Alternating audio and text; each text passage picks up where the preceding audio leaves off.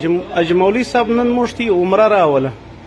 دا ورځ نبی علیه الصلاۃ والسلام عمره څنګه راوړې ته موږ ته معلومات راکړه په دې باره کې چې کوم عمره موږ نن راوړله د دې غټه خبره غټه فایده دا ده اول خو موږ د رسول الله صلی الله علیه وسلم سیدا هدیه د رسول الله صلی الله علیه وسلم پر موږ د عمره راوړله په دې موږ هدیه کړه صحیح سو د دې صاحبون موږ ودته هدیه کړ او بل خبره 4 ذی الحجه دی نن تاریخ اسلامي تاریخ رسول الله صلی الله علیه وسلم چې کله د حج په سفر باندې رالی 4 ذی الحجه باندې عمره وکړه او 4 ذی الحجه په نن ورځ تاریخ چې کوم دی په دا باندې عمره وکړه او بیا دا رقم د چې کله عمره د عمره احرام تاړي هغه د جورانیه سره